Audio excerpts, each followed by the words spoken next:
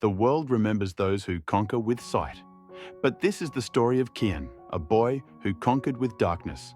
He was born blind. People said he could never live a normal life. They mocked him, pitied him, and doubted him.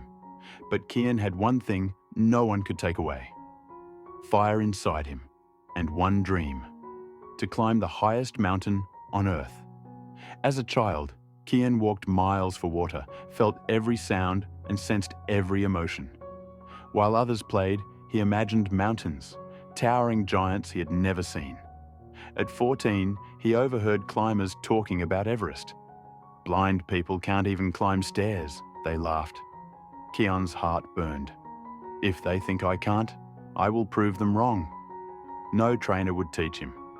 So he trained himself, running barefoot on rocks, climbing trees blindfolded, hanging weights from his arms, memorizing every sound of rope, hook, and ice. By 18, his body was strong, but people still mocked him.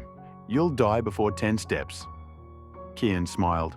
"Then I'll die climbing." At 21, Kian reached Everest Base Camp with small support. Other climbers laughed. Some even bet on his failure.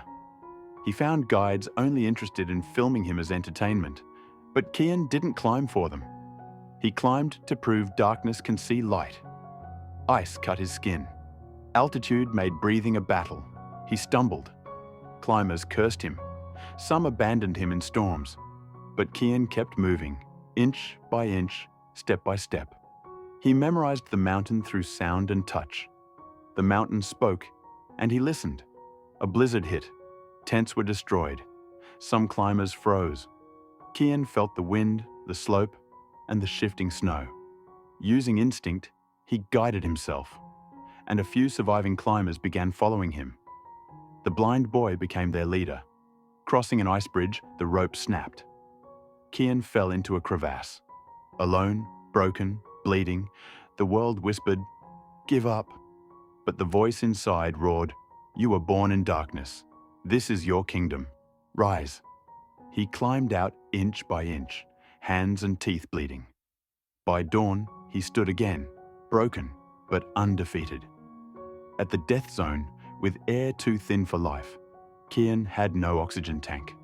His body screamed, his legs froze, his hands bled, but he whispered with every step, "One more, one more, one more."